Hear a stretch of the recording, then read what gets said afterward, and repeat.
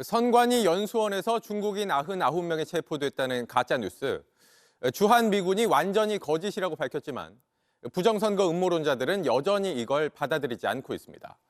이 때문에 주한미군이 아예 공식 계정에서 스카이데일리 보도가 거짓이란 얘기다. 주한주일 미군, 미국 국방부 어디도 체포한 일이 없다.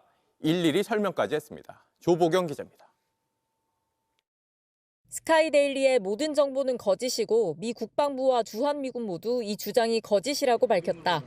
주한미군이 어제 SNS 계정인 X에 남긴 글입니다. 주한미군 계정에 스카이데일리의 보도를 반박한 JTBC 등의 기사가 가짜뉴스라고 한 거냐는 댓글들이 올라오자 스카이데일리가 거짓 주장을 한 거라고 명확히 한 겁니다. 주한미군은 이야기 전체가 거짓이라며 주한미군, 주일미군, 미 국방정보국, 미 국방부 어느 곳도 그런 행동에 참여하지 않았다고도 덧붙였습니다. 비상계엄 당일 계엄군과 미군이 선거연수원을 급습해 중국 국적자 99명을 체포했다. 이들이 일본 오키나와 미군 기지로 이송됐다는 스카이데일리의 기사 내용은 모두 거짓이며 어떤 기관도 그런 행위를 한 적이 없다는 설명입니다.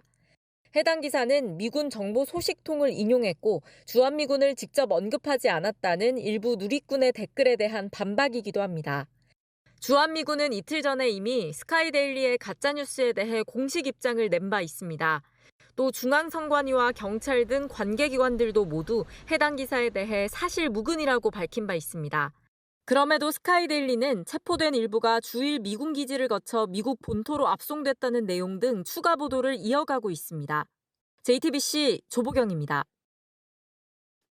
지난주 인터넷 매체 스카이데일리는 비상계엄 당일 계엄군과 미군이 선거 연수원을 급습해 중국 국적자 99명을 체포했다면서 이들이 일본 오키나와 미군 기지로 이송됐다고 썼습니다. 정보 출처는 미군 소식통이라고만 적었습니다. 저도 이 취재 기자한테 너무 깊이는 안 물어봅니다. 정보가 살 수 있을까. 윤 대통령 측은 보도 당일 탄핵 심판 2차 변론에서 곧바로 이 기사를 인용하며 부정선거 의혹이 사실로 확인된 것처럼 주장했습니다.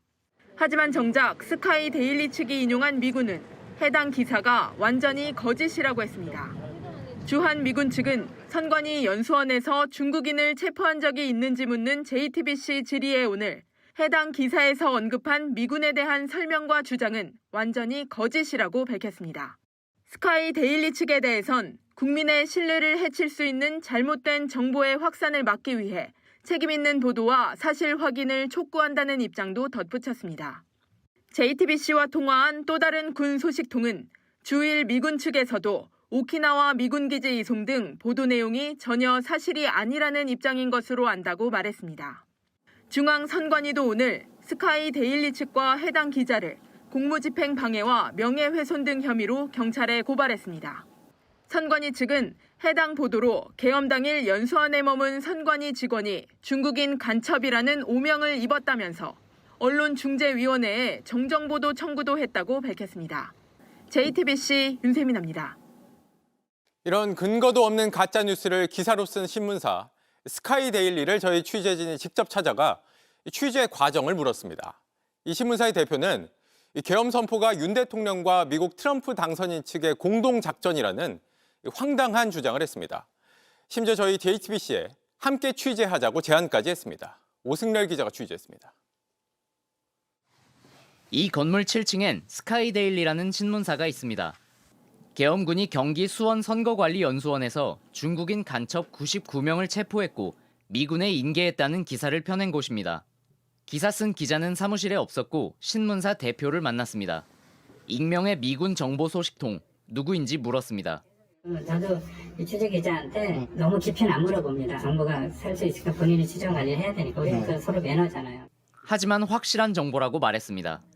확인됐다라고 썼지 않습니까? 네, 이런 단어 잘 안 써요. 알려졌다라든가. 근데 확인됐다라는 단어를 쓰면 저는 믿어요.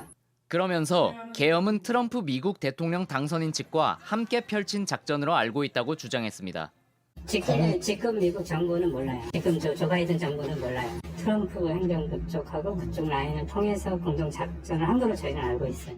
여러 국가에서 부정선거 범죄가 벌어졌고 그 뒤에 중국 공산당이 있다는 주장을 반복했습니다. 중국 커넥션 안에서 한국 숙주가 돼도 한국에서 미국, 나이지리아, 여러 나라 이거는 국제범죄잖아요. 그래서 미국이 개입했지만 사실을 밝히기가 부담스러울 뿐이라고 했습니다. 안 얘기해 줄 수 없죠. 내정 문제 잘못하면 내정 간섭이 되잖아요. 오히려 공동 취재를 제안하기도 했습니다. 근데 중국인들이 선관위 연수원에는 왜 99명이나 있었던 거? 그거는 취재해서 같이 알아내자고요. 선관위는 계엄군은 선거연수원 청사 안으로 진입하지도 않았다고 밝혔습니다. JTBC 오승열입니다.